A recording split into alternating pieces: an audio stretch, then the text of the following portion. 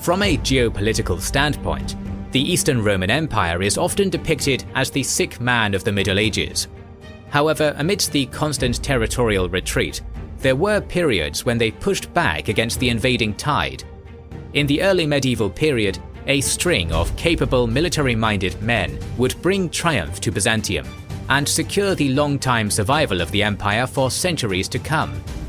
Welcome to our special long-form video on the Basileis of the Macedonian dynasty, where we will cover a roughly 150-year span when the Eastern Roman Empire rebounded from its long-suffering decline and became the most powerful state in the Mediterranean world. Once you've seen how the Byzantines found success, go find it yourself by playing as them in our sponsor, Rise of Kingdoms. In this historic strategy game of civilization, war, and rulers, they have a motto that Roman craftsmen would appreciate: technology is power. You probably know it was technology and organization that boosted Roman society to the top, and in Rise of Kingdoms it's just as important, as you'll be developing your civilization's core abilities, like agriculture and building settlements, but also unlocking the most powerful units and tactics. From the longbow to the stirrup to the ballista, these inventions have huge battlefield potential, and in the epic clashes of Rise of Kingdoms you'll want to bring the newest, most unseen weapons of war to the field.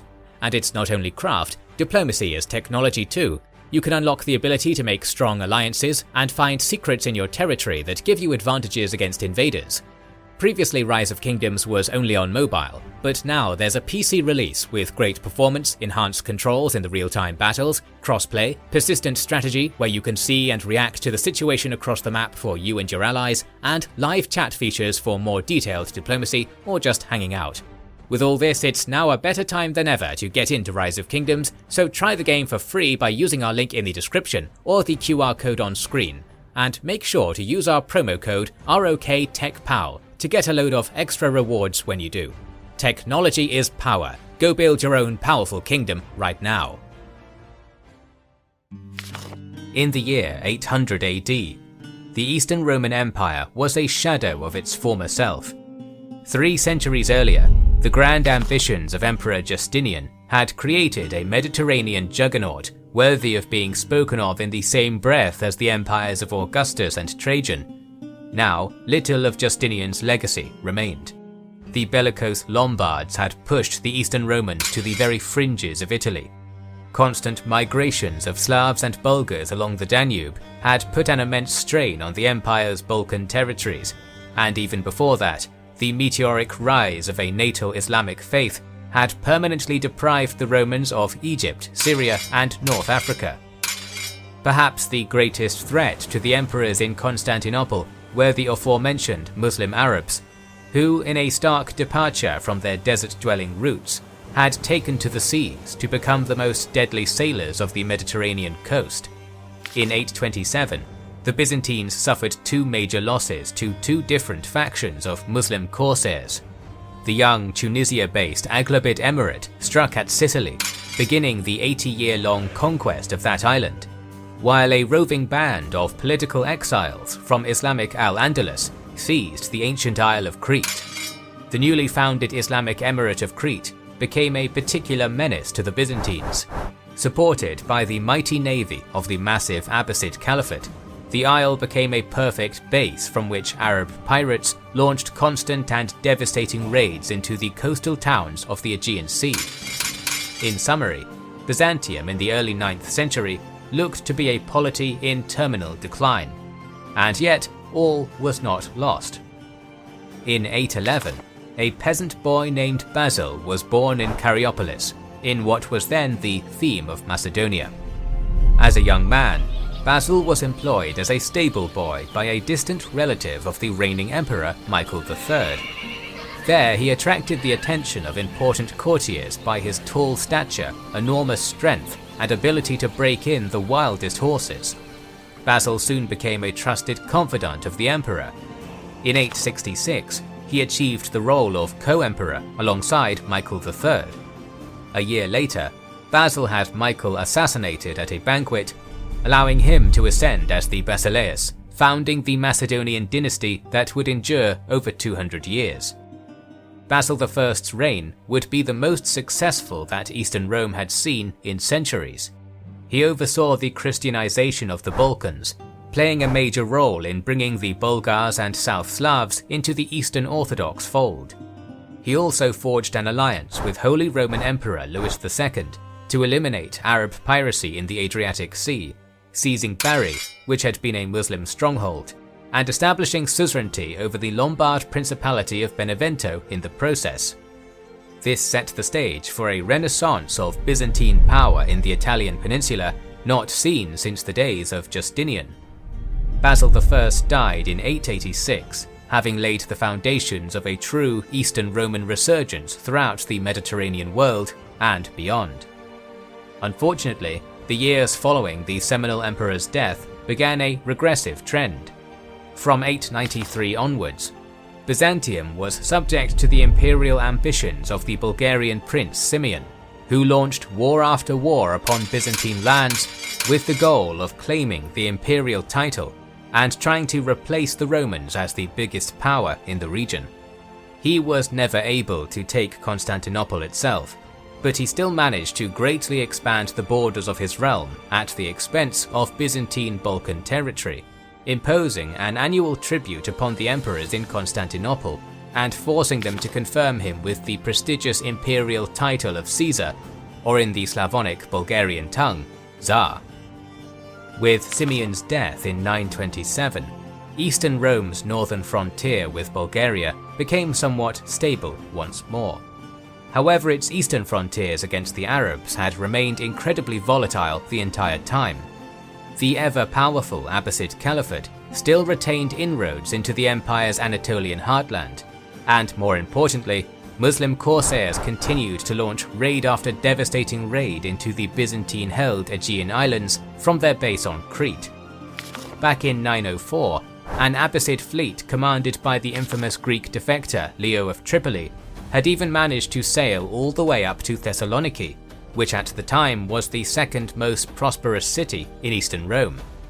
After a 3-day siege, the city was put to the torch. Emperor Leo IV responded by appointing Admiral Himerios to subdue the Muslim pirates. Himerios had some initial success. His Byzantine warships crushed an Arab fleet on St. Thomas's Day of 906 and fought its way to the Syrian coastline, sacking the city of Laodicea in 909. Himerios then sailed onwards to Cyprus, which at the time was, remarkably, jointly ruled by both the Abbasid Caliphate and the Eastern Roman Empire. Himerios landed his troops unopposed and re-established undisputed Byzantine control over the island. The Byzantine expedition then resupplied and pointed the bows of their dromon at Crete, placing its capital of Kandax under siege by land and sea. A 6-month standoff ensued, in which the Romans found no headway against the stubborn Arabs that defended the keep. Upon hearing that Emperor Leo IV had become severely ill, Admiral Himerios broke off the fruitless siege and began the journey home, only to be ambushed off the coast of Chios in early 912 by his old friend Leo of Tripoli. Himerios' fleet was utterly destroyed, and all the gains he had made were reversed in the space of a year. Meanwhile, an Abbasid fleet led by Damian of Tarsus brought Cyprus to its knees after a 4-month sacking spree, while Crete, having survived its siege, remained an impregnable stronghold from which Muslim corsairs raided Eastern Roman coastlines with impunity. From the Bulgarian north to the Anatolian frontier, and especially upon the Mediterranean Sea, the gains Basil I had made to ensure the security of Byzantine borders had begun to falter. However, balance of power is ever a fickle thing, and the geopolitical situation would soon tilt back in the Romans' favour. The Abbasid Caliphate, which had long been Eastern Rome's greatest rival, had been slowly losing grip of their central authority since the late 800s. While they retained control of their heartland in Iraq, all their peripheral provinces were slowly gaining more and more regional autonomy. While most of these Muslim states paid lip service to the Caliph in Baghdad, by the mid-10th century, the Islamic world was nevertheless more fractured than it had ever been, a political climate ripe for exploitation. The turning of the tides truly began with the achievements of one John Koukouas, a brilliant Armenian general who fought under the service of the 5th Macedonian Emperor Romanos I Lekepenos. Koukouas's martial prowess saw Roman armies push the Arabs out of much of Muslim-controlled Armenia and conquer the Emirate of Melitene, which for a century had been a thorn in Constantinople's side. The capture of Melitene sent a shockwave throughout the Muslim world. For the first time in history, a major Muslim city had fallen and been reincorporated into the Byzantine Empire, with the powerless Central Abbasid authority able to do little about it. Koukouas's later achievements saw him keep the burgeoning Hamdanid dynasty of Aleppo at bay, occupy many cities in Upper Mesopotamia, and recover the sacred Mandylion from the city of Edessa. In 941, he even fended off a large-scale raid along the Black Sea coast, led by Grand Prince Igor of the Kievan Rus. However, in true Byzantine fashion, Koukouas was not rewarded for his victories, but punished for his rising popularity by the scheming imperial court. He was dismissed from service in 944, and soon after faded from the pages of history. With the end of Koukouas's story, we begin the tale of Byzantium's next great conqueror, the one called the Pale Death of the Saracens. In 912, a son was born into the Cappadocian noble family of Phocas and given the name Nikephoros, which means bringer of victory. The Phocas clan had long served as a pillar of the Byzantine military, so from a young age, Nikephoros sought to continue this family legacy. He quickly gained the favour of Emperor Constantine VII, and by 945 had been appointed the military governor of the Theme of Anatolikon. 10 years later, he was made the domestic of the schools, and in 957 proved himself worthy of the position, seizing the strategic fortress town of Hadath from the Hamadanids. 959 saw the ascension of Romanos II to the Eastern Roman throne, who preferred indulging his base pleasures over engaging in statecraft, and was happy to leave military matters to his capable generals. To that end, he put Nikephoros in charge of all Byzantium's eastern armies, and commanded him to accomplish what so many other Roman generals had failed to do before him. It was time to finally retake Crete, so Nikephoros set his eyes upon the Isle of Minos, and began to prepare for the battle that would make or break his career. It was an opportune time to strike, for the Arabs of Crete were vulnerable. With the decline of the Abbasid Caliphate, they had lost their most powerful benefactor. The nearby Hamdanids could not offer any support either. Nevertheless, the Emirate of Crete would not be easy pickings. Its warriors were battle-hardened on both land and sea, and its main fortress of Kandax was a nigh impregnable redoubt. According to the contemporary chronicler Leo the Deacon, it was protected on one side by the sea and on the other by tall battlements of earth and goat and pig hair mixed together and compressed thoroughly, wide enough so that 2 wagons could easily make a circuit on top of the ramparts and pass each other.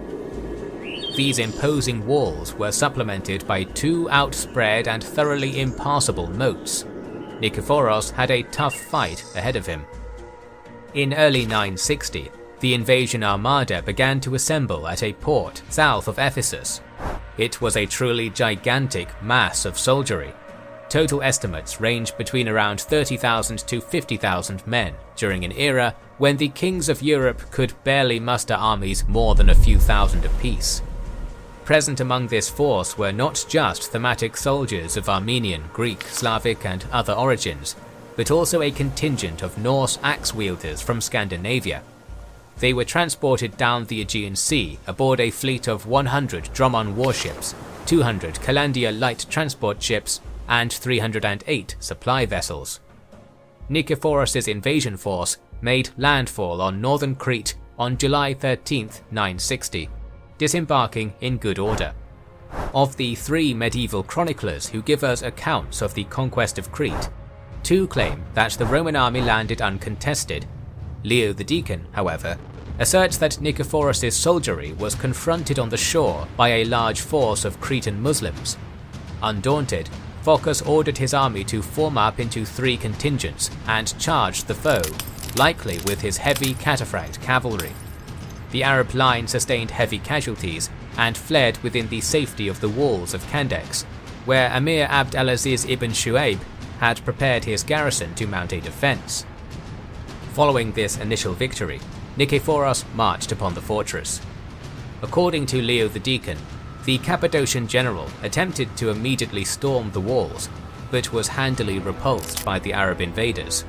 Following this, he had his army surround Candax and build a fortified stockade around its walls. He next ordered the navy to blockade the redoubt by sea, commanding them to destroy any Muslim ships that tried to leave its harbour. The siege of Candax had begun. While Byzantine catapults showered the Muslim battlements with a withering hail of boulders, Nikephoros instructed one Nikephoros Pastilas, strategos of the Thracian theme, to create an expeditionary battalion to scout the Cretan countryside and obtain supplies for the imperial army. Pastilus's men ravaged the hinterlands outside Candax, indulging freely on the food and wine of the local villages, unaware that there were eyes upon them. Indeed, Pastilus's scouting party had been tailed the entire time by squadrons of Arab guerrillas who had kept enshrouded amidst the island's hills. Seeing the Byzantine soldiers heavy with drink, the Muslims launched a devastating ambush upon them. Despite being inebriated, the Romans fought back viciously until Pastulus was struck down by a hail of arrows. Only a few lucky survivors were able to escape back to the siege camp and inform the Romans of the disaster. With both the resistance fighters in the hinterlands and the garrison in the fort, Nikephoros was stuck fighting a 2-front battle. Time and again, Arab skirmishers would stream out of the hills and make lightning strikes against the Roman stockade, at times coordinating with their comrades inside Candax, who would launch simultaneous sorties outside of their walls in an attempt to pincer their besiegers. These raids were all inevitably pushed back, and in retaliation, Nikephoros unleashed his most battle-hardened warriors to strike back into the Cretan countryside. No more would he allow his soldiers to behave like hedonistic brigands. Now they meant business. Roman death squads put local communities to the torch, slaughtering women, children, and old men, all in an attempt to bring the whole island to heel in a sea of fire and blood. According to Leo the Deacon, at some point the disparate Arab guerrillas mustered together into a united force of some 40,000 men, entrenching themselves on a hill nearby the fortress in an attempt to make one last Hail Mary to destroy the Byzantine siege camp. However, in one of their raids, some Byzantine soldiers managed to take some prisoners, who informed Nikephoros of the existence of this relief force. Guided by some local native Christians, Nikephoros himself led a vanguard through the Cretan hills and quietly surrounded the Arab camp. Now it was his turn to strike from the shadows. He ordered the war trumpets to blare and charged his unsuspecting foe, taking the Arabs completely by surprise and annihilating them. With the threat from the hinterlands eliminated, Nikephoros was now free to focus all his efforts on Candax itself. With icy zeal, he ordered the heads of the slain Arabs mounted on catapults and launched into the fortress, so the defenders within would see their dead friends and despair. The Byzantine chief of artillery even had a live donkey launched over the walls, causing Nikephoros to jokingly quip about how it soared like an eagle. All this accomplished, however, was to imbue the Muslims with rage, and when the Byzantines stormed the fortress once more, they were repelled yet again. Realizing that further direct attacks were futile, the Cappadocian general simply settled in for a long siege. Winter was approaching, and he now counted on starving out his foes. Completely blockaded from the outside world, Abd al-Aziz knew he and his warriors were living on borrowed time.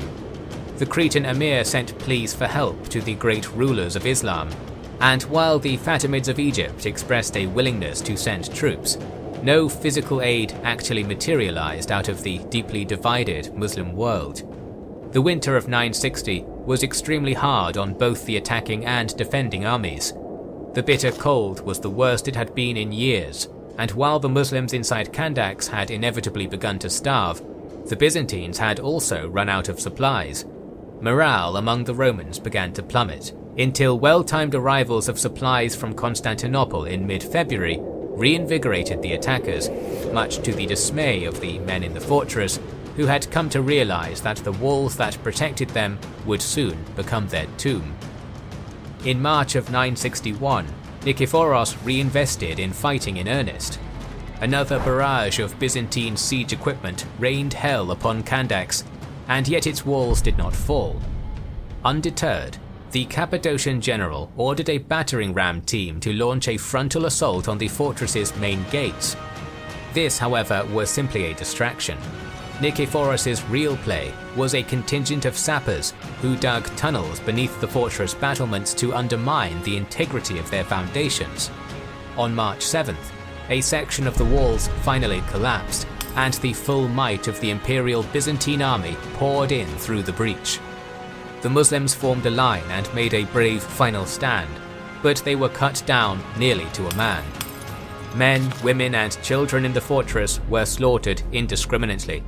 Kandax was in Roman hands, and with it, control over the whole island. After nearly 150 years, the imperial eagle flew over Crete once more, and from then on, Arabic piracy ceased to be a serious threat to the Byzantines. With that said, Nikephoros' work was far from done. In Anatolia and Syria, the Hamdanids and other Islamic dynasties were still a big threat to Roman interests. After the reconquest of Crete, Arab piracy in the Aegean was limited, and the coastal citizens of the Byzantine Empire enjoyed an era of security not known in centuries. On Crete, Nikephoros initiated an aggressive policy of re-Christianization, and the local Arab population was exiled, enslaved, or forced to embrace the cross. Many native Greeks who had converted to Islam were also forced to revert their allegiance back to the Mother Church. The triumphant Roman general sailed back to Constantinople with his army, where Leo the Deacon claims he enjoyed a classical Roman triumph in the Grand Hippodrome. But there was little time to bask in glory, as while Nikephoros had been preoccupied in Crete, battles had been raging along Byzantium's border with the Hamdanid Emirate of Syria. Since the mid-10th century, the war on the eastern frontier had been a fierce but indecisive stalemate. Various border forts had changed hands multiple times, but major territorial shifts were few. By 955, this conflict had become a duel of wits between two exceedingly capable leaders. Ruling from Syria was the wily and ambitious Hamdanid Emir Saif al-Dawla, known as the Sword of the Dynasty. His glowing legacy among Islamic historians paints him as an enlightened philosopher and daring warrior king, and under his rule, his capital of Aleppo became a center of learning and fine arts, with a skyline marked by palaces and aqueducts. From 945 onwards, al-Dawla's campaigns on the frontier kept the Eastern Romans on the back foot, establishing him as the hero willing to defend the Ummah from the infidels during a time when the Muslim world was divided in internal conflict. Meanwhile, holding the Byzantine line was Leophocus, the oft-forgotten brother of Nikephoros, who was every bit as martially capable as his older sibling. Leo had been dueling with the Emir al-Dawla in Cilicia with considerably little resources and manpower, especially during 960, when the cream of the Byzantine army was off with his brother in Crete. It was during 960 that Saif al-Dawla took advantage of Nikephoros' Cretan campaign to launch an invasion into the Byzantine theme of Kasyanon, which he was able to ravage with impunity. It is likely that al-Dawla's army numbered a massive 30,000 warriors, and as a result, the severely outnumbered Leo was unable to face him head-on. Nevertheless, years of being forced to defend with a weaker force had forged the younger Phocas into a master of asymmetrical warfare, and on November 8th, he set up an ambush at the choke point of the Adrossos Valley, where he fell upon al-Dawla's much larger army while it was squeezing through the narrow mountain pass, utterly crushing his Muslim foe. While the crafty Emir managed to escape the battle, his ability to launch major offensive campaigns was curtailed. So when Nikephoros arrived with direly needed reinforcements to support his brother in late 961, the balance of power was set to turn decisively in the Romans' favour. Thus, in the spring of 962, with a large, motivated army and capable lieutenants at his side, Nikephoros began his invasions of Islam's Syrian heartland. His first targets were the Arab princes of Cilicia, who held a tenuous allegiance to Emir al-Dawla in Aleppo. Ever since the Hamdanid emir's crushing defeat at the hands of Leophocus, the Cilicians' confidence in the authority of Aleppo had plummeted. This only made it easier for the Byzantine army to march in and quash them piecemeal. Anazarbus had capitulated by February of 962, while Tarsus managed to rally a paltry force of 4,000 men, only to be crushed by Nikephoros' far superior host. It was around this time that a certain John Tzimiskes was rapidly gaining a reputation for military brilliance as a general under Phocas' command. This Armenian warrior was the maternal nephew of Nikephoros and a descendant of the great John Corcuus. During his uncle's career, Tzimiskes would play a big role on the battlefield, and a huge one amidst the schemers of the imperial court. Throughout Cilicia, Leo, Nikephoros and Tzimiskes leveled Muslim forts, tore down town walls, and scoured the land. Nikephoros' aim was to create a wedge of devastated territory between Cilicia and Syria, thereby opening the path to the crown jewel of Syria itself, the Hamdanid capital of Aleppo. For all his cleverness, Emir al-Dawla appears to have fallen right into Nikephoros' trap. Rather than bolstering the defences of his capital, he departed for Cilicia to personally re-establish control of the region in the aftermath of Phocas' devastation. In all fairness, it was reasonable for him to expect that the Byzantines had no plans to attack Aleppo. Winter was approaching, and the emir was probably deep in peace talks with Nikephoros at the time. But this illusion of safety was shattered when in November, Byzantine forces smashed past the walls of Manbij, capturing the cousin of Emir al-Dawla in the process. The last major city on the path to the Hamdanid capital had fallen. There could be no mistaking it now. The battle for Aleppo was about to begin. From Manbij, the Byzantine force marched south, split between two columns, led by Nikephoros and John Tzimiskes respectively. Although sources on the composition of this army are thin, we can assume that, much like the host that took Candax, it was composed of soldiers from across the medieval Roman Empire, with Greek thematic troops likely marching alongside Slavic, Armenian and Scandinavian soldiers. The gulf in numbers between the opposing forces was considerable. Arab sources claimed the Byzantines marched with 70,000 men, while Emir al-Dawla, hastily rushing back to his capital to build a defence, could barely muster a measly 4,000. These numbers are probably dramatised, but we must consider that Hamdanid military power had been severely crippled by Leophocus at Adrasos just 2 years earlier, and most of al-Dawla's forces were probably improvised civilian militias rather than professional soldiers, so it makes sense that only a paltry sum of fighting men could be mustered to defend the Hamdanid capital. The Hamdanid response to the Roman advance was uncoordinated, to say the least. As the Byzantine march on the city had been entirely unexpected, Aleppo's defences were probably ill-prepared to weather a long siege. Thus, rather than bunkering down in his capital, Emir al-Dawla split his already small force into two contingents. Taking around 1,000 of his men, he deployed himself to the town of Azaz, just north of Aleppo, to form a vanguard, only to, for one reason or another, retreat back to Aleppo before he had engaged his enemy.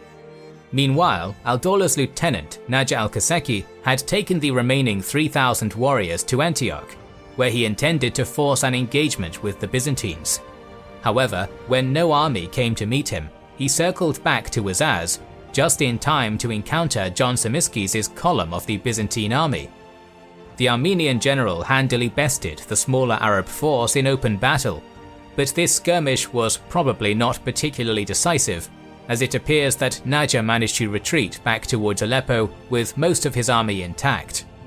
After these initial maneuvers, Tzimiskes rejoined Nikephoros, and together they brought the full brunt of the Roman army upon the walls of Aleppo.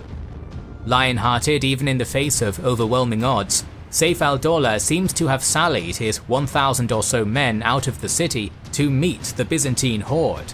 We can imagine that a fierce melee likely ensued, but direly outnumbered and outgunned, al-Dawla's forces were routed and he was forced to flee east. Sources say he was doggedly pursued by Samiskis, but given that there's no record of his capture, he probably escaped. Meanwhile, it seems that Najjar's forces realized the hopelessness of their situation and gave up the fight.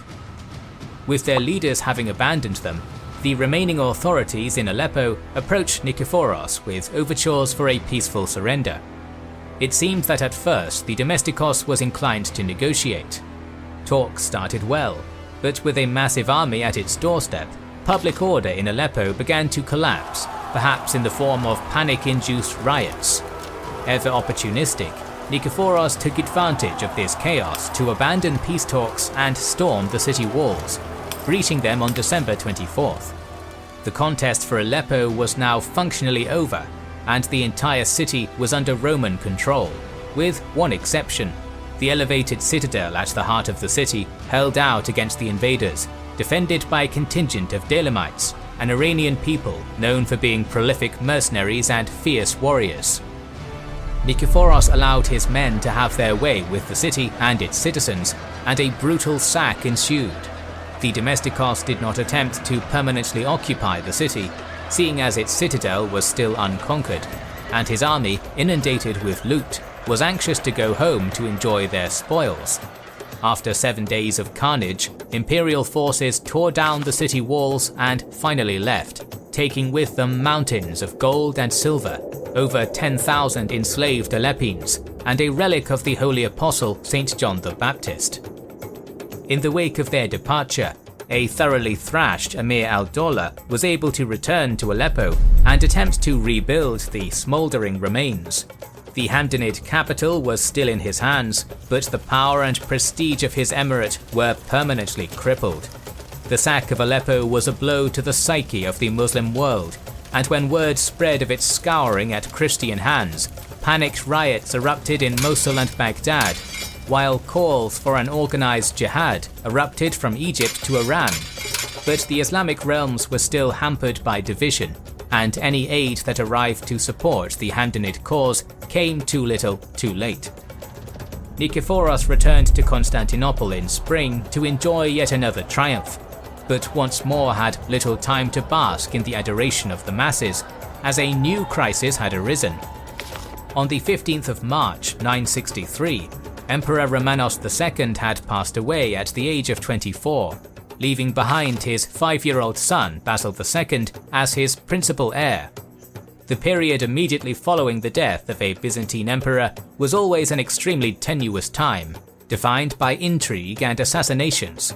Successful commanders like Nikephoros were particularly vulnerable during these interregnums, as their influence among both nobles and commoners was immense.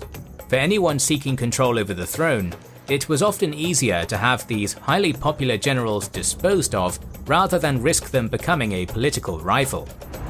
Currently, the most powerful statesman in Constantinople was a shrewd and pragmatic eunuch named Joseph Bringas, who had been the de facto power behind the throne during the reign of the late emperor.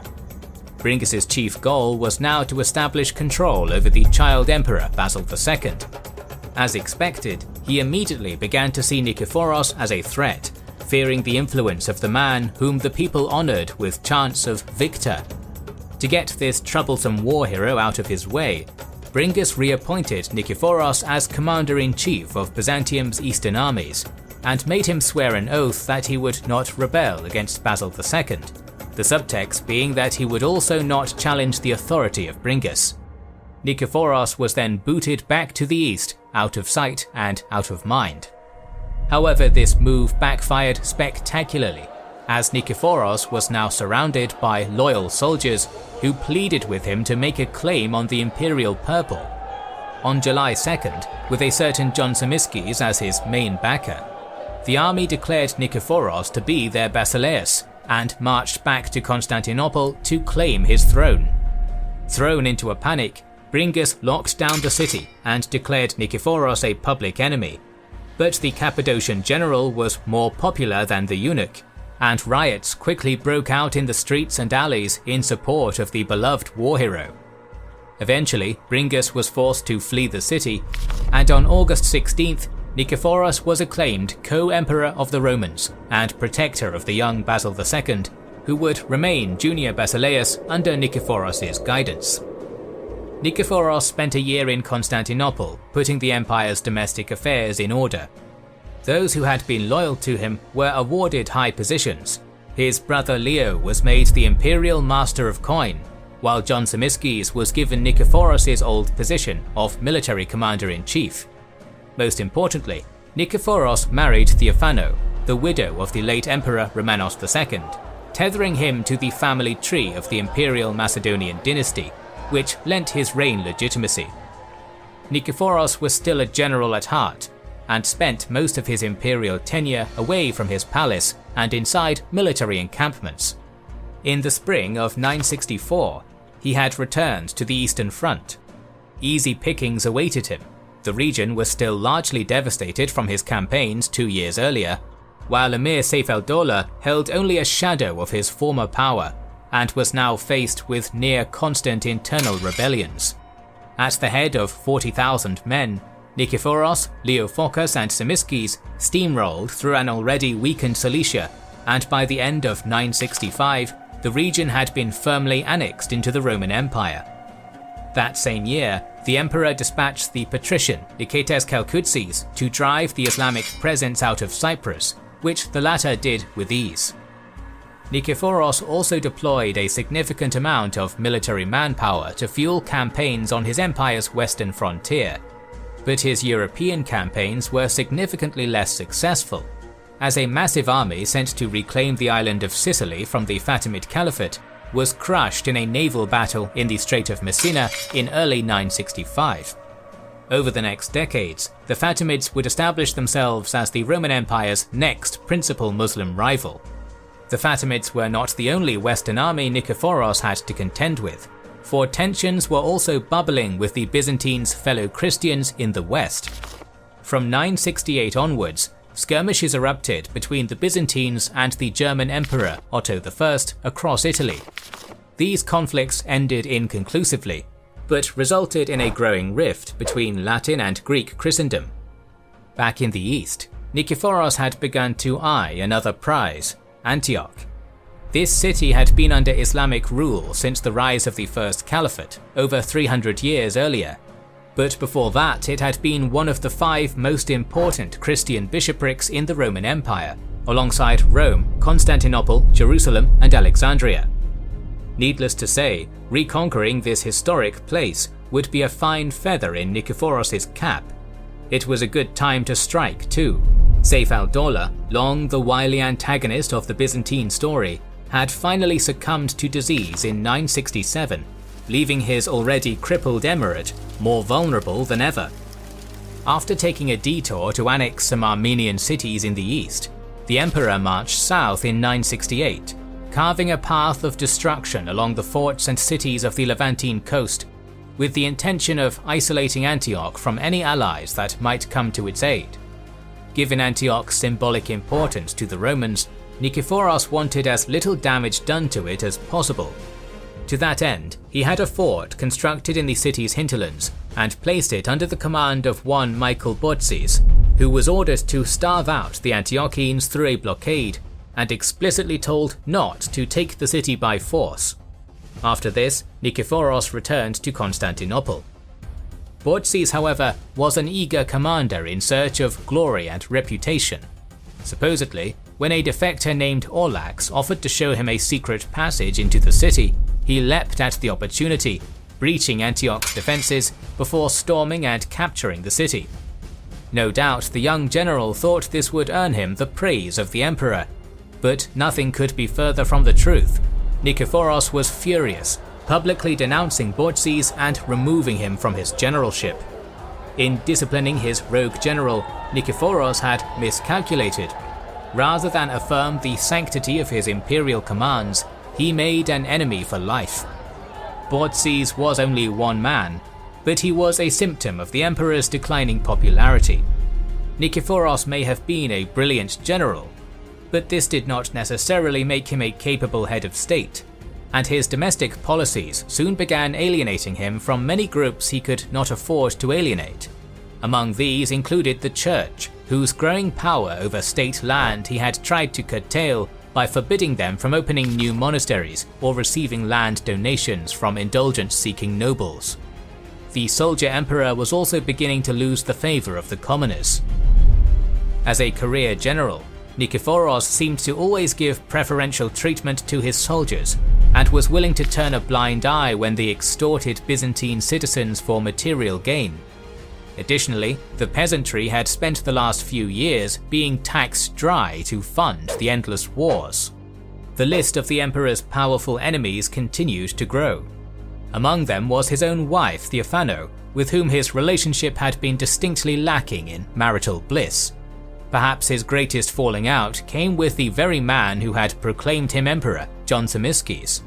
Sources are not clear on why, but at some point Tzimiskes had run afoul of Nikephoros, and the emperor had put the decorated Armenian general on house arrest. Although this imprisonment was reversed at the pleading of the empress, it was too late. Nikephoros had turned his most faithful ally into a bitter enemy. On the 11th of December 969, Nikephoros II Phocas retired to his imperial bedchambers as he did every night, but all was not normal. That night his wife Theophano had left the doors to his rooms unlocked and unguarded, allowing a shadowy figure to sneak inside with knife in hand. With one swift stroke, the general turned emperor, who had lived his life on the battlefield, died in his bed. The murderer was none other than John Tzimiskes. With the blood of his former friend and ally on his hands, it would be him who would replace Nikephoros as the Basileus of the Roman Empire. Nikephoros' corpse was still warm when men loyal to Tzimiskes paraded out onto Constantinople's streets, declaring that their lord was the new Basileus. Few challenged this, for Nikephoros had become an unpopular monarch in the final years of his reign. Tzimiskes now had to cut a deal with the Holy Patriarch of the Orthodox Church, in whose power it lay to give him a formal coronation. The Patriarch firstly demanded that the restrictions Nikephoros had levied against the church were lifted, and second, that Nikephoros' murderers were punished. Since Tzimiskes obviously couldn't punish himself, he scapegoated his act of regicide on Nikephoros' widow, Theophano. She had been instrumental in the plot to murder her husband, and had even allegedly been Tzimiskes' lover, but she had outgrown her usefulness, so Tzimiskes had her exiled to a monastery. In her place, he legitimized his reign by marrying the sister of former Emperor Romanos II, Theodora. John I Tzimiskes was formally crowned emperor on Christmas Day of 969, 2 weeks after the murder of his predecessor. He succeeded Nikephoros as the guardian of the 11-year-old junior emperor Basil II, who was still the true heir of the ruling Macedonian bloodline. As such, Tzimiskes was essentially a regent, destined to run the show only until Basil came of age. Tzimiskes' reign got off to a productive start. The Hamdanids in Aleppo had been crippled ever since Byzantine forces had sacked their capital back in 962, so a eunuch general named Petros was assigned to finish what Phocas had started. He laid siege to Aleppo, capturing it by January of 970, and forcing it to become a tributary vassal to the Eastern Roman Empire. It seemed as if for the first time in centuries, the Romans were the primary hegemons of Syria once more. But there would be no time for peace, for in the distant north, a new foe was about to emerge. It is here that we set the stage for Emperor Tzimiskes' greatest challenge, his duel with the mighty Prince Sviatoslav of Kievan Rus. Let us first jump back in time to discuss the lead-up to this upcoming conflict. In 927, the Bulgarian prince Simeon had finished thrashing the Byzantines in a 13-year war. As a result, Constantinople was forced to become a tributary to Bulgaria. But this changed in 966, when a Bulgarian embassy arrived in Constantinople to receive the agreed-upon tribute. The then emperor Nikephoros Phocas, emboldened by his many military victories, had the emissaries beaten up and promptly returned to Tsar Peter. There could be no mistaking it, war was on. But Nikephoros could not afford to step fully into the ring with the Bulgarians just yet, as the majority of his troops were still stationed on the Syrian frontier. So he resorted to what Byzantine emperors so often did: outsourcing. Stretching across the vast steppes, forests and riverlands north of Bulgaria was the Kievan Rus, the medieval precursor of Ukraine, Russia and Belarus. The state was ruled by the Rurikid dynasty, which ostensibly descended from the Viking adventurers that had united the East Slavic tribes under their banner in the 9th century AD. As a result, Kievan Rus was a hodgepodge of many cultures, all of whom adhered to a panoply of pagan faiths. At the time of Nikephoros' reign, the Kievan realm was ruled by the Grand Prince Sviatoslav, one of medieval history's most vicious characters. Known as the Snow Leopard, Sviatoslav preferred to leave the governance of his massive realm to his mother, so he could spend all his time perpetually ravaging foreign lands. By 965, the bloodthirsty prince had all but annihilated the Khazar Khaganate, a trade empire that had been the hegemons of Central Asia for centuries. Before long, Sviatoslav's marauding habits took him to the gates of Chersonesus, a Byzantine outpost in the Crimea. Originally intending to sack the city, the Snow Leopard was no doubt surprised when the gates opened and he was greeted by a Roman ambassador who presented him with an offer. Sviatoslav would be paid 1,500 pounds of gold, and in return, he was to break his assault on Byzantine lands and take his warband to invade Bulgaria instead, thereby crippling the Tsar's ability to make war on Eastern Rome. Sviatoslav agreed instantly, and in August of 967, the Rus prince thundered into northeastern Bulgaria, taking the region of Dobruja with ease, all while more and more enterprising warriors flocked to him. Soon, his army numbered nearly 60,000. Tsar Peter was taken completely off guard and scrambled to meet Sviatoslav in a massive battle outside of the fortress of Dorostelon. Outnumbered 2-1, the Tsar's army was crushed. Shortly after this defeat, Peter suffered a stroke and abdicated the throne to retire to a monastery, leaving Bulgaria leaderless at a critical time. The Bulgarians caught some reprieve when Sviatoslav broke off his invasion due to a horde of renegade Pecheneg tribes assaulting his capital of Kiev, forcing him to hurry back to mount a defense. In the meantime, Emperor Nikephoros swooped in to install Peter's son, Tsar Boris II, to the Bulgarian throne and secure an alliance with Bulgaria that decidedly favored the Romans. This, however, was only temporary, as the Snow Leopard promptly crushed the Pechenegs outside Kiev and returned to Bulgaria in 969 to finish what he started. His fierce warriors cut through Tsar Boris's forces outside Pereyaslavets and captured the city. The Tsar was forced to capitulate, turning himself over to Sviatoslav and surrendering his country to him. Nikephoros' bargain had backfired spectacularly. The emperor had assumed Sviatoslav was a mindless barbarian who would just commit a few raids before returning to his homeland with the plunder. But now it was apparent that the Grand Prince's intentions were instead to set up a permanent state in Bulgaria. This was made apparent when Sviatoslav forbade his men from looting in his newly acquired lands, and shrewdly allowed Tsar Boris to nominally keep his title and throne as a puppet monarch to prevent mass uprisings from amongst the Bulgarian boyars. Instead of establishing hegemony over Bulgaria as he had planned, Nikephoros had inadvertently handed it to a cunning, violent and unpredictable pagan warlord. To make matters worse, everything indicated that Sviatoslav was not satisfied with his conquests and would soon be setting his sights on Byzantine land. Nikephoros would not live to see the consequences of his actions, as he was assassinated by the year's end. It is here our story finally circles back to John Zimisces, who upon ascending to the Roman throne in late 969, found himself inheriting the problem created by the man he had murdered. In 970 AD, Sviatoslav crossed into Bulgarian Thrace with a force that probably numbered about 60,000 strong. It was a massive pan-ethnic force consisting of Viking warriors, Slavs, Pecheneg horse archers, Hungarians, and Bulgarians who had sworn loyalty to Sviatoslav after his conquest of their country. The Rus plundered Thrace unimpeded, sacking the city of Philippopolis and marauding their way dangerously close to Constantinople itself. Emperor Tzimiskes found himself in a tough position. Most of his forces were still stationed around Antioch and Aleppo, while he himself appears to have been unable to leave the capital, still dealing with internal unrest after his rocky ascension to the throne.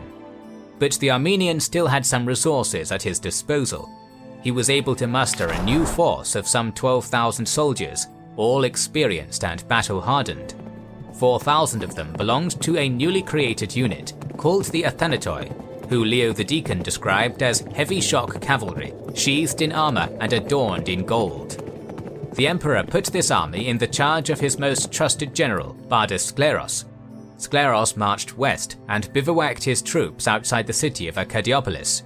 From there, he had military outposts set up across a wide perimeter around his position, and sent Slavic-speaking spies dressed in plain Bulgarian clothing into Rus-held territory, where they observed the Rus army's habits, tactics, and numbers. Eventually, Sviatoslav was informed of the imperial army's presence and marched half his army, about 30,000 men, to Arkediopolis. Seeing the Rus approach, the Byzantine soldiers positioned on the perimeter rapidly retreated back to rejoin the main army. The warriors of the Rus interpreted this ordered withdrawal to mean that the Byzantines were fleeing from them in terror, emboldening them significantly. Sviatoslav had his forces set up camp somewhere on the outskirts of Arkediopolis. Here, Byzantine historian John Skilitzes claims that the invading army had become so overconfident that rather than fortifying their position, they spent their time aimlessly pillaging the countryside and drinking copiously. Meanwhile, Skleros advanced on the Rus camp, on a path that seems to have been bookended by thick shrubs and woodlands. The Byzantine general knew he was outnumbered 3-1, and therefore couldn't defeat Sviatoslav in an open fight. So, he divided his army into 3 contingents, 2 of which would conceal themselves on either side of the path, and one that he would command personally. At the head of only around 3,000 men, Skleros' horsemen fearlessly charged towards the Rus camp, smashing into the first body of enemy warriors they could find, which happened to be the Pechenegs. While the rest of Sviatoslav's massive army scrambled to mobilize, Skleros' imperial cavalry fought a fierce melee with the Pechenegs, at times nearly being overwhelmed, but always managing to hold their ranks. At their breaking point, Skleros ordered an expertly coordinated feigned retreat back down the wooded path. The Pechenegs pursued, followed closely by a cavalcade of Hungarians who had managed to bear down on the fighting. Now completely overextended and separated from the main Rus army, Skleros blew his war trumpet, and the rest of his army poured out of their hiding spot in the woods, crashing into the Pechenegs and Hungarians from both sides. Surrounded and overwhelmed, the Turks and Magyars put up a hard fight, but were inevitably overwhelmed, and those who were not cut down were routed. It was only now that the rest of Sviatoslav's host had rallied themselves and marched out of the camp to meet their foe. But when they saw their allies fleeing in a panic towards them, morale plummeted. Skleros saw the jugular exposed and ordered a wholesale charge into the enemy army. The full brunt of the imperial army threw themselves upon the Bulgars and East Slavs, and although they were outnumbered significantly, the iron discipline of the Eastern Romans was able to win the day, massacring many of Sviatoslav's troops and routing the rest of them off the field. The Battle of Arkediopolis was a victory for the Byzantines, but not a decisive one. Sviatoslav was still alive, and most of his army was still intact. Although Skleros now had the upper hand, he was unable to capitalize on this success and drive the Rus out of the empire for good, because back home, domestic troubles were brewing. Emperor Tzimiskes' old ghosts had come back to haunt him. Nikephoros may have been dead, but his kin, the Phocas clan, was very much alive and ready to reclaim the imperial throne that in their eyes had been treacherously taken from them when Nikephoros was assassinated. Sometime in spring of 970, Roman troops stationed out in Caesarea had declared one Bardas Phocas, nephew of the late Nikephoros, to be the rightful emperor. Tzimiskes acted quickly, and immediately had Bardas' father, Leo Phocas, arrested and confined to the Isle of Lesbos. This measure, however, did not deter Bardas, who began marching on Constantinople. With civil war imminent, Tzimiskes had no choice but to pull his best general away from the Rus front and send him to Dorylaeum to face off against the usurper. Skleros's duel with Bardas Phocas would prove anticlimactic. It turned out that a few well-placed bribes were all it took to get most of the rebellious general's army to abandon him. Now powerless, Bardas eventually surrendered to Emperor Tzimiskes, who forced him to become a priest and sent him to a monastery on the Isle of Chios. With no other claimants threatening his imperial legitimacy, Tzimiskes was able to return his focus to Sviatoslav and his army, which he set to doing almost immediately. While the Byzantines were busy with their civil war, Sviatoslav had rallied his routed warriors and gotten back to raiding and pillaging the now undefended environs of Thrace. However, the Snow Leopard's position was not as strong as it had been the year before. The Hungarians and Pechenegs had mostly deserted him, wanting to return home with the booty they'd pillaged, and unwilling to risk being humiliated again as they had been at Acadiopolis. So in the winter of 970, Sviatoslav decided to withdraw his army back to his Bulgarian territories to recuperate. Meanwhile, Tzimiskes was finally able to divert the majority of the empire's forces westwards, rallying some 32,000 men in southern Thrace in preparation for a decisive offensive against his Rus foe. Additionally, a massive fleet of 300 warships was readied and sailed down the Danube. This time, the emperor threw himself directly into the fray, putting himself at the head of a 9,000-man vanguard and riding north through the passes of the Balkan Mountains, which Sviatoslav had made the critical mistake of leaving undefended. On Holy Thursday of 971, Tzimiskes had reached Preslav, the capital of the Bulgarian Empire. The local Rus commander Svenkel was taken entirely by surprise and hastily arranged a force to meet the Armenian in battle outside the city, but was crushed under the thundering hooves of the Athanatoi elites.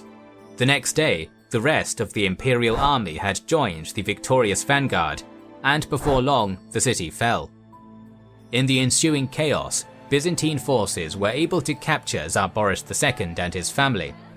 Tzimiskes received Boris with due honors, telling the puppet Tsar that he was here to free Bulgaria from the barbaric clutches of Sviatoslav.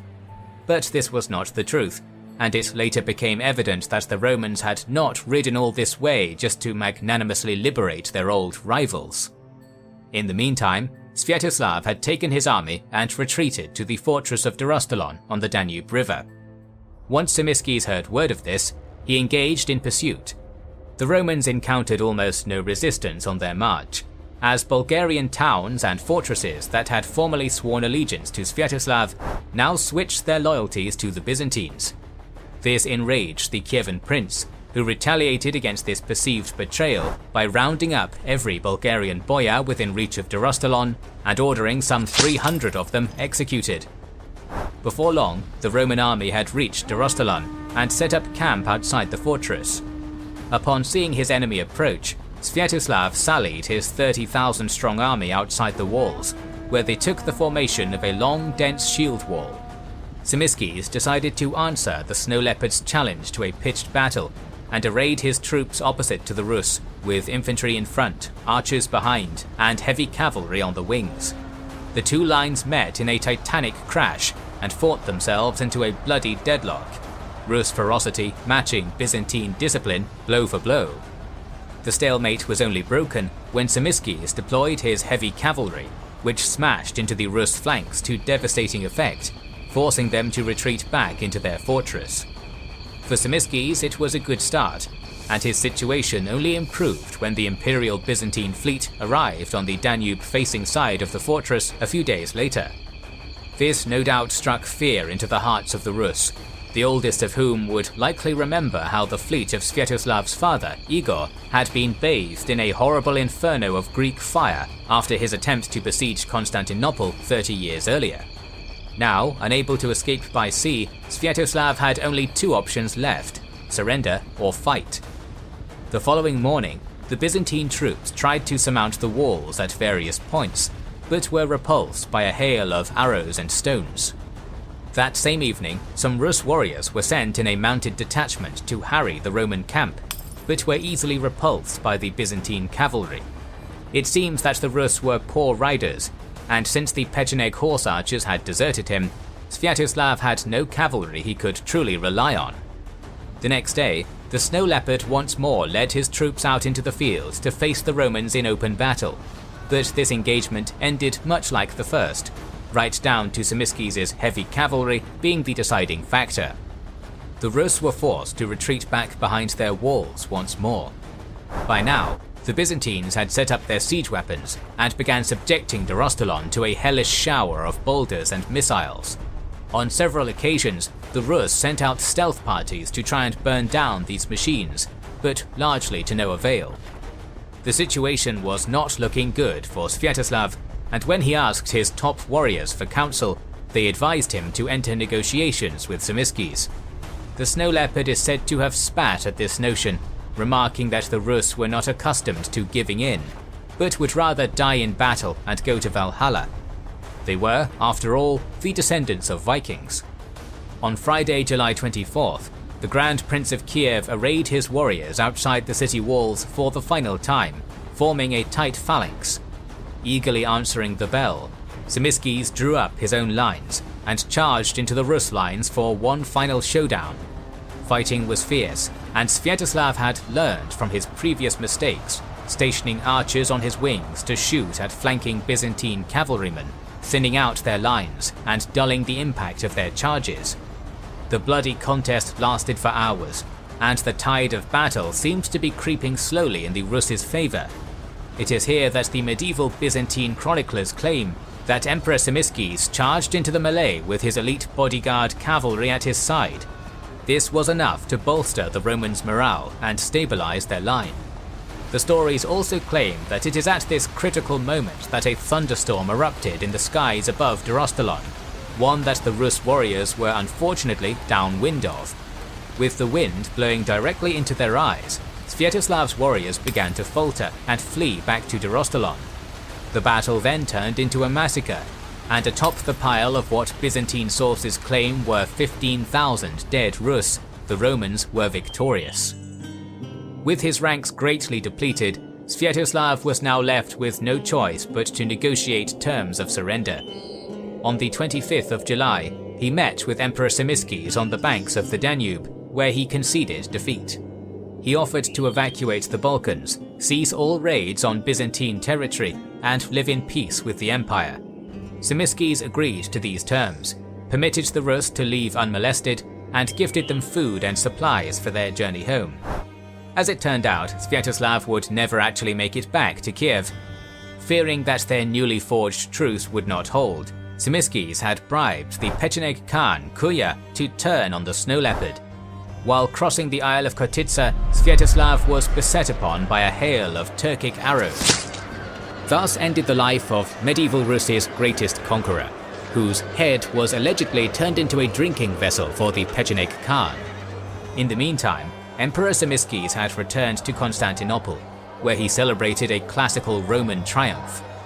With the Bulgarian heartland under Byzantine military control, and the Bulgarian imperial family in his captivity, Tzimiskes saw no need to restore the borders of the realm that had for so long terrorized the Romans' northern frontier.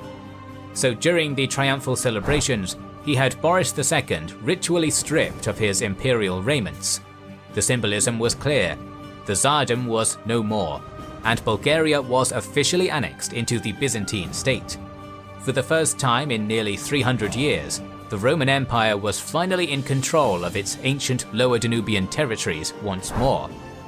A consummate soldier, Emperor Tzimiskes was never one to rest on his laurels, in this case literally. No sooner had his Slavic foes been crushed, did he turn his attention onto Byzantium's other traditional foe, the nations of Islam. By the year 972, Eastern Rome's chief Islamic foe had become the North African Fatimids, who they had in fact already faced once during Nikephoros' ill-fated Sicilian campaign of 965. The Fatimids had always been on the periphery of Roman affairs, but all this had changed in 969, as while Byzantium was consolidating its rule over Syria, the Caliph of Shia Islam conquered Egypt, the breadbasket of the Mediterranean. Much of the Levant came under Fatimid control shortly after, putting them right on the Byzantine border, and as one might expect, border relations would not be peaceful. In October of 970, the Fatimid general who had conquered Egypt, Johar, launched a holy war upon the Byzantines, citing the necessity to reclaim the formerly Muslim lands recently conquered by them. He dispatched a force to besiege the holy city of Antioch. However, this offensive was repulsed by one of the emperor's eunuchs, Nicolaus. Consequently, once Tzimiskes arrived on the Eastern Front sometime in 972, he readied himself for a decisive campaign against the Fatimids. Unfortunately, the Armenian emperor's Middle Eastern campaigns aren't nearly as well documented as his wars against the Rus.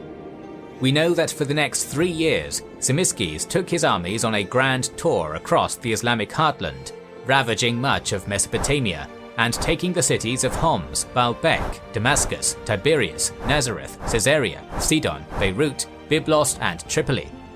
But these conquests seemed to be ephemeral, as none of these cities appear to have been permanently incorporated into the empire. The emperor's campaigns were put to a screeching halt in the winter of 979 when he suddenly grew ill. As sickness gripped him, the legendary warrior king found himself increasingly feeble and barely able to breathe. On January 11th, 976, John I Tzimiskes passed away at the age of 51. At the time of Tzimiskes' death, Eastern Rome was an empire with exceedingly strong vital signs, as territorial gains in northern Syria and eastern Bulgaria had restored it to its traditional pedestal as the juggernaut of the Mediterranean and the Balkans.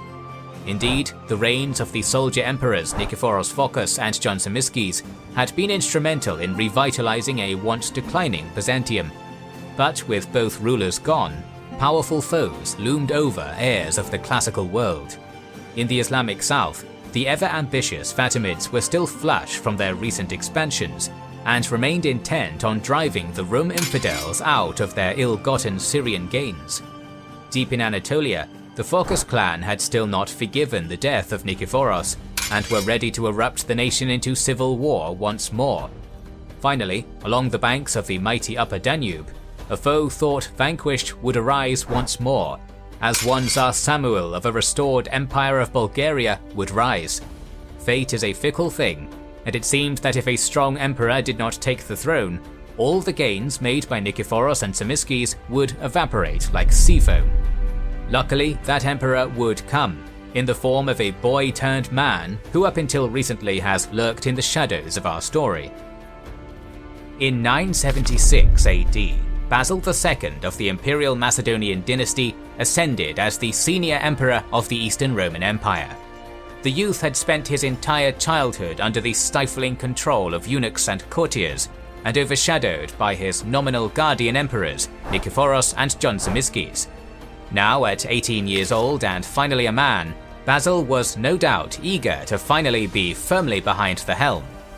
Nonetheless, the former puppet had not yet cut all his strings. One remained, his great-uncle, Basil Lekapinos. This eunuch, known to his people as Nothos, the Bastard, had long been one of the most powerful politicians in the Byzantine Empire, and spent the reigns of Nikephoros and Tzimiskes amassing land, wealth, and connections. Thus, when Basil took the throne, Lekapinos was in a position of considerable power over him. So, the young heir to the Macedonian dynasty had no choice but to let the eunuch effectively run the empire on his behalf, at least for now. It was an inauspicious beginning, made even more so when the most unpleasant of Byzantine traditions reared its ugly head: civil war. This time, its arbiter was Bardos Skleros, the honored victor of the Battle of Archidiopolis. An exceedingly capable general, Skleros had been granted domestikos of Rome's eastern armies under Tzimiskes' reign. When the Armenian emperor had died, he soon began to wonder why some beardless boy and his eunuch master should be imperator over himself, a battle-hardened and celebrated general. Thus, only a few months into Basil's reign, Skleros' troops declared him emperor, and open rebellion began.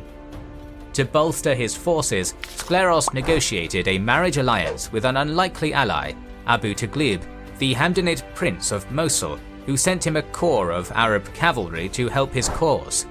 His numbers swelling, Skleros then marched across Anatolia, where most of the local military governors joined him. Thus, in an act of desperation, Lekapenos pulled a certain ex-rebel named Bardas Phocas out of monastic exile and made him domestikos of the West, charging him with quashing the rebels. Trusting Bardas was a gamble. After all, he had treacherously risen up against the Emperor Tzimiskes only 7 years ago. But the Phocas clan still commanded great loyalties in central Anatolia, the same region where the core of Skleros' supporters were based. Lekapenos hoped that having the Phocades back on the imperial side would encourage the rebel forces to defect from the enemy. This seemed to work, and a sizable number of soldiers and generals in Skleros' camp seemed to have changed sides and joined Phocas' anti-insurrectionist army.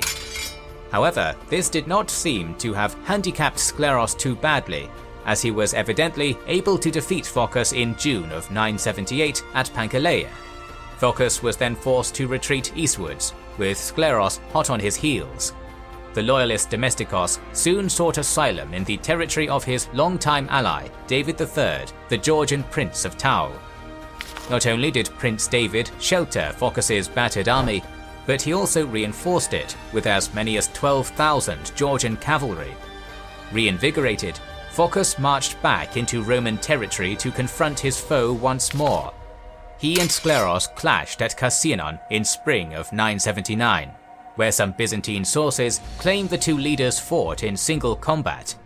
In this dramatic accounting, Phocas, who apparently towered over Skleros, managed to inflict a serious head wound upon the pretender rebel, causing his troops to assume Skleros had been killed and flee the field in a demoralized rout.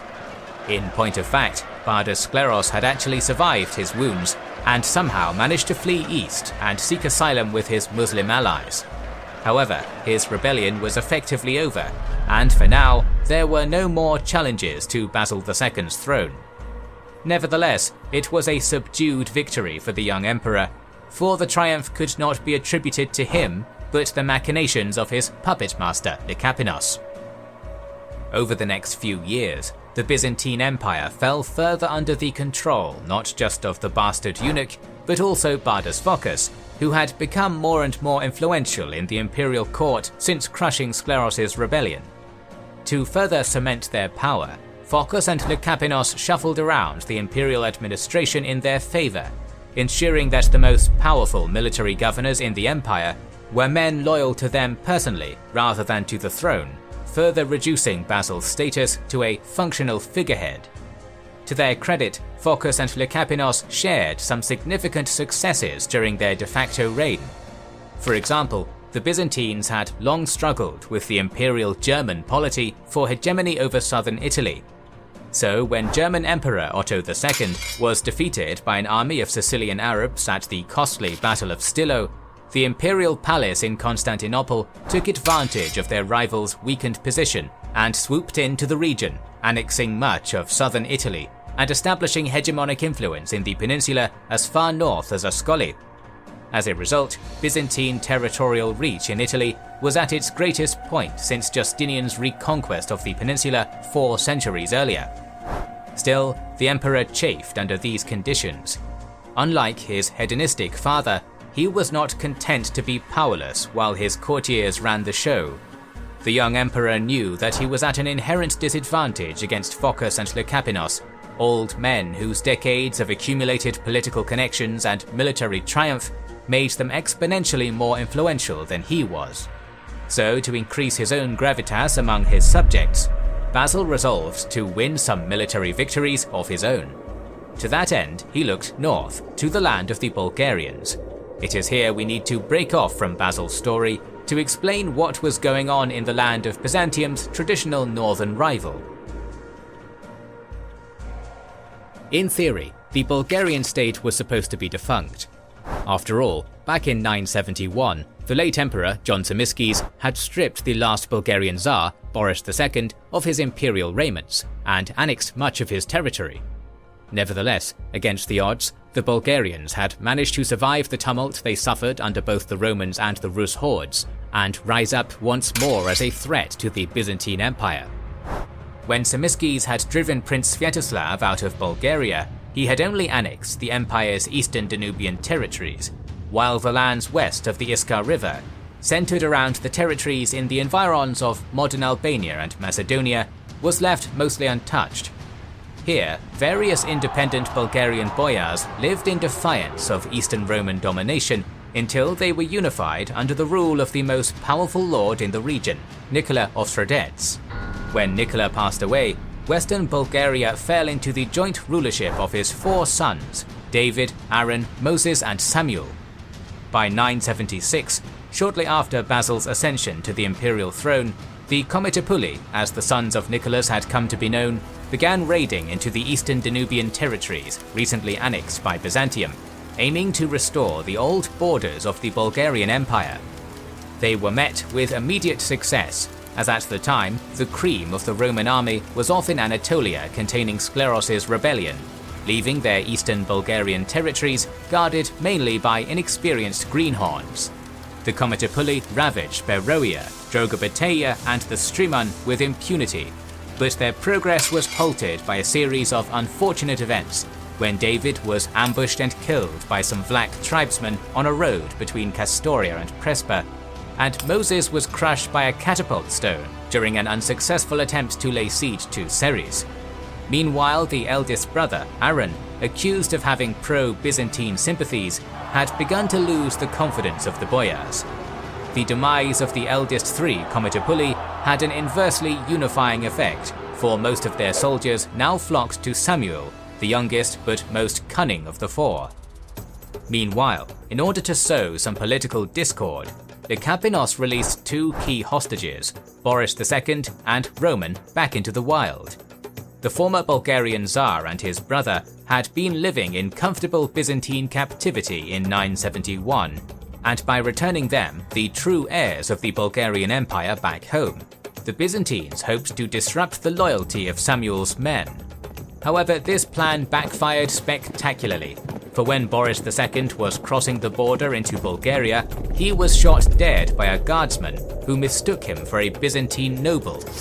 His brother was unceremoniously crowned Tsar, but became a powerless puppet ruler controlled by Samuel, whose influence and legitimacy were empowered by the legitimate Tsar's presence.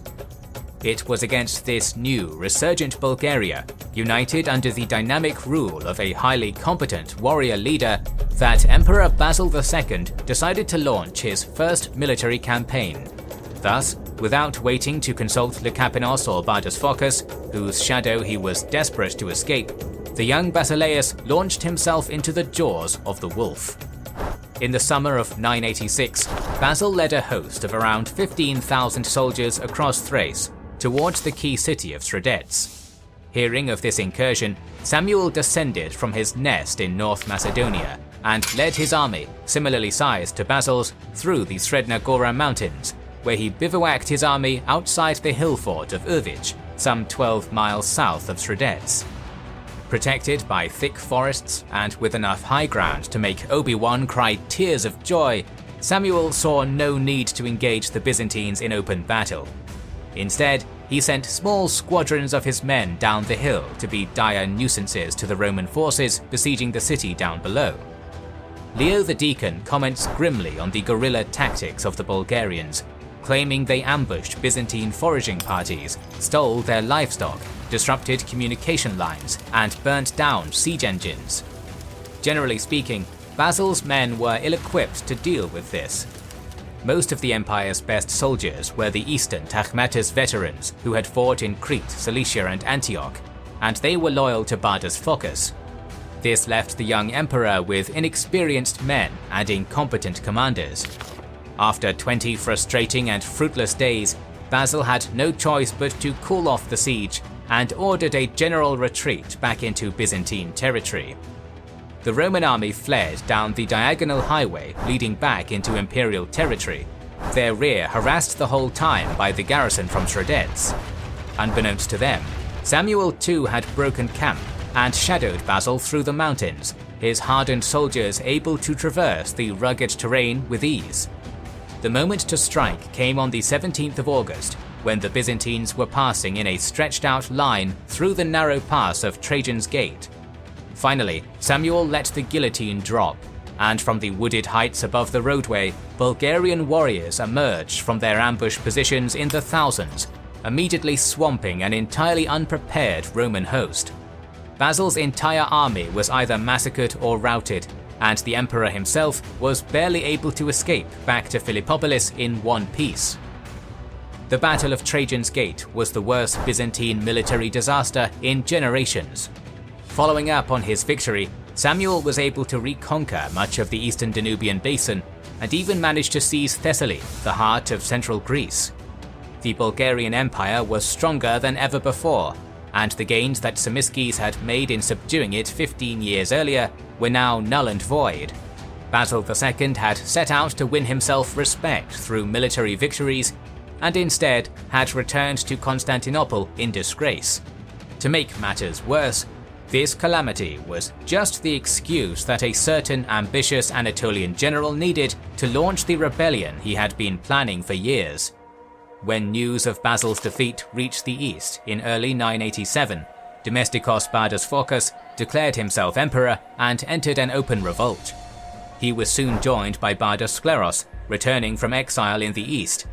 Despite having fought against one another 8 years earlier, the two joined their causes together and quickly took control of most of Anatolia and Syria. It was a desperate situation for the emperor, for the western armies loyal to him were in disarray after Trajan's Gate, while most of the empire's eastern veteran troops, who had always been more loyal to Phocas than to him, were now rebels. However, there was a silver lining, for it was around this time that Basil, through some shrewd scheming of his own, finally managed to cut the strings that tied him to his puppet master Lycapinos, which he did by accusing the eunuch of secretly supporting the rebellious Phocas. For the first time in his 30 years of life, Basil II was now in full control of the throne he sat upon, but he still had a rebellion to put down. Thus, with his loyalist troops insufficiently capable of fighting Phocas's elite Anatolian Takhmeta, the emperor was forced to look beyond the empire for reinforcements. To that end, his gaze turned north, and it is here that our story drifts back to the wild forests of the Kievan Rus. In late 987, Grand Prince Vladimir of Rus had followed in his father Sviatoslav's footsteps and invaded Byzantium, seizing the city of Chersonesus, the main Byzantine stronghold in the Crimea. No doubt wary to have yet another enemy on his hands, Basil was surely surprised when he found out that the Kievan prince had not come in the spirit of conquest, but barter. It seemed that the pagan warlord was looking to adopt one of the major Abrahamic faiths for reasons of political legitimacy, but before he relinquished Chersonesus and adopted the Christian religion, he needed the Romans to sweeten the pot. That sweetener took the form of Princess Anna, Emperor Basil's royal sister. This was a bargain that Basil could not refuse, but the Basileus had one stipulation to add. Vladimir would have to send him military reinforcements against the Anatolian rebels. The Rus agreed instantly, and in 988 the bargain was struck. Princess Anna was married off to Prince Vladimir of Rus, whose realm was converted to Eastern Orthodox Christianity. In return, 6,000 big burly Rus warriors were shipped to Constantinople. As the Kievan princes were ancestrally Scandinavian, this warrior elite was mostly of Norse stock. Eventually, Basil would incorporate these barbarian sellswords into a permanent institution, the Varangian Guard, and for the next 400 years, Germanic mercenaries would serve as the elite bodyguards of Basil and all his successors. Now, with a Viking army at his back, the emperor then took the fight to the rebels, and after some initial successes, managed to force Phocas to meet him in a pitched battle outside Abydos. However, as the two armies began forming their lines, Bardas Phocas suffered a sudden stroke and died in full view of his men. Not one to look a miraculous gift horse in the mouth, the emperor ordered his men forward, and his massive Vikings cut through the demoralized Phocade horde like butter. After this, The second rebellion of Basil's reign was crushed. Bardas Skleros surrendered a few months later, and Eastern Rome was whole once more. For Basil, all of these reforms all circled back to one main purpose: to ensure that never again would he or his successors be the puppets of scheming eunuch courtiers or the pawns of usurper barracks emperors spawned by the Anatolian military aristocracy. Securing his throne had cost the emperor no small amount of blood and sweat, but the hardest work was still ahead of him, for external threats still sandwiched the empire, and there were still wars yet to fight. In the spring of 991, Basil took to campaigning once more, turning his sights upon Samuel's Bulgaria, with whom he would spend most of the next 25-odd years waging a bitter contest against. This time, however, he had learned from the humiliation at Trajan's Gate. The emperor's troops were now professional, well-trained, and, especially in the Varangians' case, utterly loyal to him. As for Basil himself, both his recent defeats and victories had hardened him, and had tempered him into a better commander. The historical chroniclers we rely upon, such as Leo the Deacon and Leon Sklitzes, say relatively little about this early stint of the Bulgarian wars. But it seems that after gathering in Thessaloniki with an army that probably numbered around 23,000, Basil steamrolled his way through Bulgarian Macedonia and laid siege to Beroia. The fortress fell easily and yielded a prize, Tsar Roman, the warlord Samuel's puppet. Basil had the Bulgarian royal shipped back to Byzantium, where he would remain a hostage until his death. However, the loss of Roman did not seem to affect the Bulgarian war effort, for Samuel was the man the boyars followed, not the useless figurehead Tsar he'd kept around. For the next 3 years, Basil slowly and methodically incorporated the territories of Bulgarian Macedonia within the environs of Thessaloniki back into the imperial fold. No doubt he was careful not to expand too far too fast, remembering full well what had happened when he had overextended himself behind enemy lines during his disastrous siege of Sredets 5 years earlier. It was also around this time that the emperor made diplomatic overtures with Jovan Vladimir, the Prince of Serbian Dukla, and Stjepan Drislav, King of Croatia. It seems some kind of alliance was struck, but little real material aid would ever manifest from either South Slavic state. Samuel had not spent this time sitting idly by. Knowing better than to fight Basil's elite soldiers head-on, he had done what had always worked for him, keeping to the mountains and shadowing his enemy. In 995, the Bulgar warlord managed to lure Grigori Taranites, the governor of Thessaloniki, outside of his walled city, where he ambushed and captured him. After this, Basil appointed one John Kaldos to replace the now missing Taranites as Thessaloniki's governor, but he too was lured out of the city, ambushed and captured by Samuel's guerrilla forces. It was very clear now that the Bulgarians were not going to sit by idly while the Romans invaded their land. The emperor's foothold in northern Macedonia was growing more and more precarious by the day. But before he could personally pursue the wily Samuel, another matter emerged that demanded his attention, this time from the Far East, from Eastern Rome's other great rival. Ever since the Fatimids had expanded into Egypt and the Levant in the early 970s, they had made it their goal to take Aleppo, which in years past had been the spear tip of Islamic jihad under warrior Emir Saif al-Dawla, but now had been reduced to the humiliating status of a Byzantine satellite state. In point of fact, the Muslims of Aleppo seemed fairly content under Roman rule, for they still enjoyed internal autonomy under the unbroken line of Hamdanid emirs, while Islamic scholars of the time speak relatively well of Basil, who had a reputation of kindness towards his Muslim subjects. Nevertheless, since 992, the Caliph al-Aziz had appointed his top Mamluk slave soldier, Menjetekin, to bring Aleppo under Shiite control, and since then, the Turkic commander had been engaged in a prolonged duel with the familiar Michael Bortzes, Byzantine dukes of Antioch, who Basil had charged with protecting Aleppo against Fatimid aggression. Utterly outclassed, Bortzes found himself outsmarted by Menjetekin time and time again. Helpless to stop the Fatimid warriors from besieging Aleppo multiple times, as well as sacking the outskirts and suburbs of his own fief in Antioch. In 995, the situation had become dire enough that the Alepines sent a plea to the emperor to intervene personally, and although reluctant to leave his campaign in Bulgaria, Basil agreed, remarkably making the crossing from the Balkans to Syria with his army in less than a month. Upon arrival in March, he beelined it to Aleppo, which was currently being besieged by Manjatekin, but upon hearing of the emperor's approach, the slave general immediately broke the siege, burned his camp, and fled back to Damascus. It seemed that Basil's reputation had grown to precede him. After this, the Basileus decided to remain in Syria and reassert the dominance of Rome in the region, pillaging his way through Apamea, Ruthenia and Homs. He then tried to take Tripoli, which managed to resist him. Nevertheless, with a trail of smoke and carnage behind him, Basil had made his point. Meanwhile, Fatimid efforts to launch a counterattack were foiled when Caliph al-Aziz died in August 996, leaving behind his young and untested son al-Hakim as his heir. This sparked a succession crisis in which Manjatekin himself rebelled and made a play for Cairo.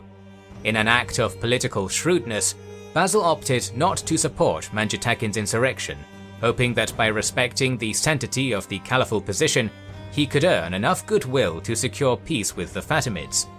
This might have worked, if not for the fact that he almost immediately after supported Tyre's anti-Fatimid insurrection a year later because it severed the caliphate's supply lines.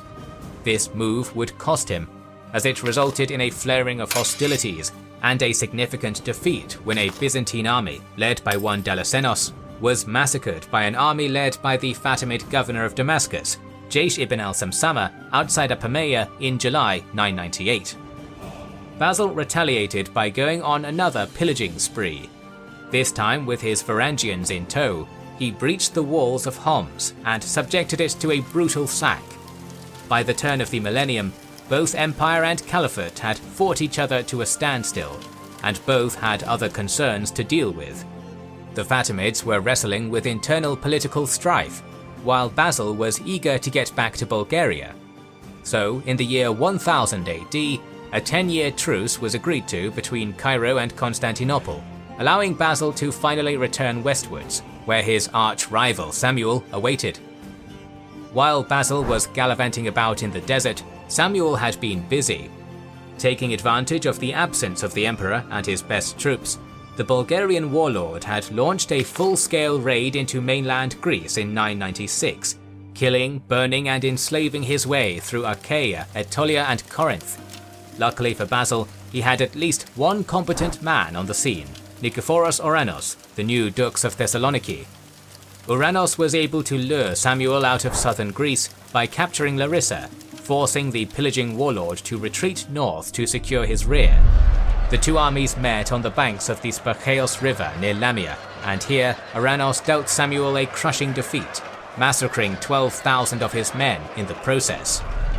This was no doubt a huge blow to the morale of the Bulgarian boyars who followed Samuel, and the warlord now realized that drastic action needed to be taken to restore their confidence. Luckily for him, that opportunity came when Tsar Roman died in early 997. Thus, that following summer, Samuel took advantage of the now vacant Caesarship and declared himself Tsar of all Bulgarians. Having legitimized his position, he was quickly able to rebuild his army, and just in time, for Basil was returning, and the final showdown was at hand. Making his way up the Via Militaris, the emperor established his base of operations at Philippopolis before turning north, taking Sredets and a number of peripheral fortresses despite gritty resistance. With the Sofia Basin thereby secured, Samuel's domains were cut in two, leaving each segment more vulnerable. Then in 1001, Basil embarked on a campaign to recapture Byzantine possessions in Greece and Macedonia, capturing Beroea, Kolydros, Servia, most of Thessaly, and a hilltop fortress known as Vodin. The next year, war continued, with Byzantine forces invading the Middle Danube in an attempt to confine Tsar Samuel, who had inherited the title after Roman's death at Constantinople, in an imperial pincer. Basil invested the region's primary fortress of Vidin. As his countermove, the Bulgarian ruler circled around and sacked Adrianople as a distraction, hoping the emperor would withdraw to deal with him. Unwilling to be peeled away from his strategic objective, however, Basil safely ignored Samuil's feint and saw out the 8-month siege, which ended in success during December 1002. With Vidin's fall, Bulgaria's heartland was virtually encircled by Roman bases. In 1003, after wintering in the captured city, the emperors Tagmata and Varangian warriors took Nisus before bearing down on Skopje. There they encountered Samuil's relief force opposite them over the Vardar River. The Tsar encamped on the south side, trusting in the watercourse's depth to protect his camp. Unfortunately for him, the Byzantine emperor discovered a fordable section, crossed the Vardar at night, and descended on the Bulgarian camp, forcing Samuil into rout. It would be gratuitous to include every one of Basil's victories, but all of these triumphs led to a military status quo summarized by our main source, John Skilitzes. Samuil could do nothing in open country, nor could he oppose the emperor in formal battle. He was shattered on all fronts and his forces were declining. The weakening of Bulgarian forces meant that they could no longer go toe-to-toe with the clinical Byzantines. Nevertheless, Skilitzes tells us that the emperor continued to invade Bulgaria every year without interruption, laying waste to everything that came to hand. So it is inferred that Samuil either fought a guerrilla war of back-and-forth raids during the narratively dark years leading up to 1014, or concluded some kind of temporary peace. The conflict ramped up again in 1014 for reasons that are not entirely clear. In his acclaimed book on the wars between Byzantium and Bulgaria, Denis Hupchik hypothesizes that a peace agreement made in 1004 or 1005 simply expired, since Byzantine peace deals usually lasted for a decade as a matter of course. Alternatively, it may have been Basil II's tolerance for Samuil's constant irregular fighting that expired. Whatever the real cause may or may not have been, we do know that in 1014, Basil's main army, perhaps 23,000 strong, struck Bulgarian frontier positions in the lower Struma Valley northeast of Thessaloniki, one of the empire's great cities. From his base at Komotini, the emperor marched north along the Struma River until he reached the valley carved out by one of its westward leading tributaries. Basil pivoted and advanced into this low area between two large mountain ranges, which the Byzantines dubbed Kimbalonga, or Long Plain, until it narrowed midway through. At the valley's most enclosed point, known as Kuyich, or more notoriously Claydon, Little Key, the imperial forces discovered Samuil's revitalized Bulgarians blocking their path, heavily fortified behind formidable earthworks. With little other option than to test the enemy defences, Basil II launched a series of frontal attacks against the Bulgarians, which Skilitzes describes. The Byzantine soldiers attempted to force a way in, but the guards stoutly resisted, killing the assailants and wounding them by hurling weapons from up above. As this was going on, a diversion force of raiders sent by Samuil to harass Thessaloniki was crushed by the local Duks, and the victorious forces dutifully marched to aid Basil. He would not need them. Applying Herodotus's immortal tale of Thermopylae, Basil dispatched Xiphias to outflank the Bulgarians via a Belasitsa mountain pass, while he attacked from the front, leading to a complete imperial victory and many prisoners taken. However, the reinforcement army from Thessaloniki was ambushed and destroyed on the way to Claydon, and its leader gruesomely disemboweled, a defeat which led to one of Basil's truly legendary and possibly mythical actions. Upon hearing of his helper's fate, Bulgaroktonos supposedly had 15,000 captive Bulgarians blinded, leaving only 1 in 100 men with a single eye to lead their comrades home. When these unfortunate souls filed back into Samuil's capital weeks later, the Tsar supposedly suffered a seizure and died. Following the Tsar's defeat, his realm succumbed to dynastic strife and weakened even further, allowing Basil II to mop up the last embers of resistance.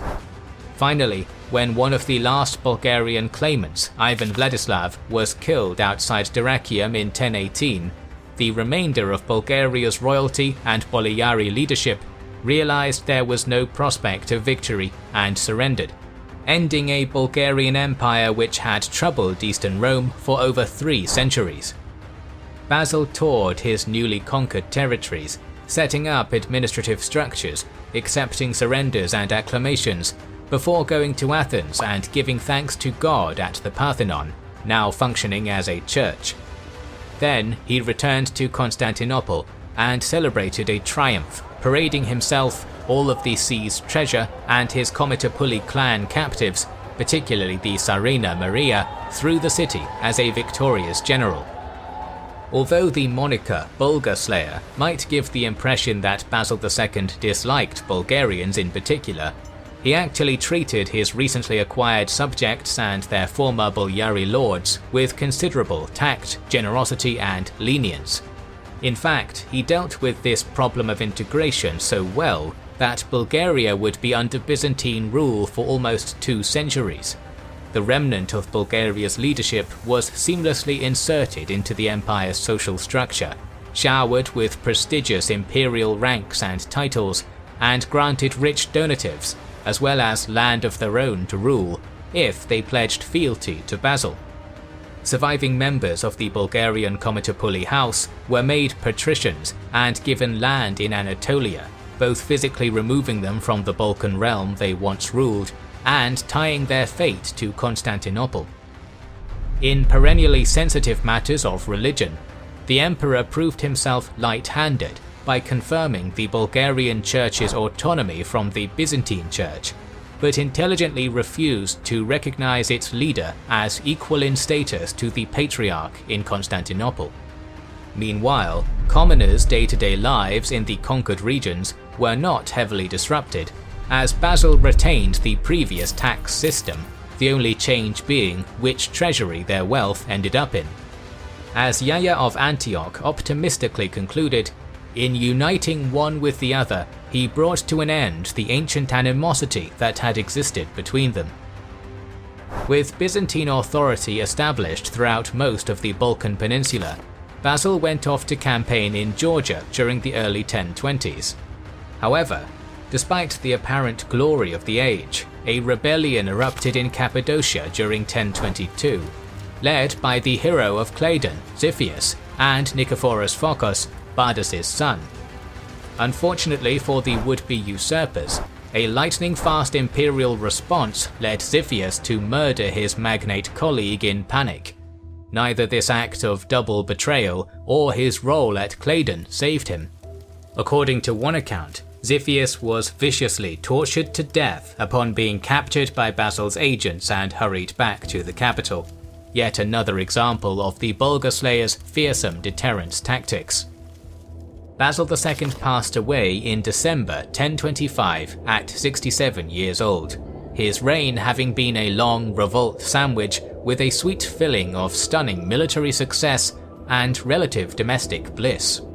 His younger brother and successor, Constantine VIII, who had lived irrelevantly in Basil's shadow for over half a century, buried his dead sibling at the military mustering point at Hebdomon instead of the imperial mausoleum, as was his wish. The lengthy epitaph of Basil II's tomb survives to this day, and provides a beautiful glimpse into how he wished to be remembered. From the day when the King of Heaven called upon me to become emperor, the great overlord of the world, no one saw my spear lie idle. In the year 1025 AD, the Byzantine Empire was not the same creature it had been 200 years ago. No longer was it the beaten dog of the Middle Ages, suffering from invasions on all sides without and the rot of civil turmoil within. Beginning with Basil I and ending poetically with Basil II, the reign of the Macedonian emperors had seen the land of the Romans nearly double in size, secure its frontiers, and become the most dominant regional power in the Mediterranean. To be sure, the empire that Basil II left behind was not nearly the pan-Mediterranean monster of Caesar, Augustus and Trajan, but it was nevertheless still a highly respectable juggernaut and proof that the Romans of the medieval era still had the resilience of their more famous ancient ancestors. However, with Basil's death, the age of reconquests in Byzantium had come to an end. While the Macedonian line would continue for several more emperors, none of them would burn nearly as brightly as the likes of Nicephorus Phocas, the Pale Death of the Saracens, John Tzimiskes, the Vanquisher of the Rus hordes, or of course Bulgaroctonos, the Bulgar Slayer. By the time the dynasty had finally petered out in 1056 AD, a new existential threat had come to loom over the realm. The Bulgars to the west and Arab caliphs to the south had been contained, while the Rus of the far north had been tamed. But in the far east, men who were born in the saddle with bows in their hand had descended from their grassy steppe homelands and into the Mediterranean world.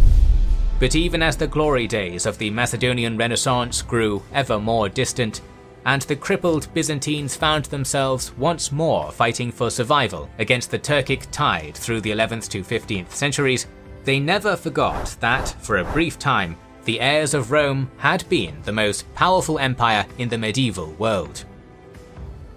More videos on the history of the Byzantine Empire and long videos in general are on the way, so make sure you are subscribed and have pressed the bell button.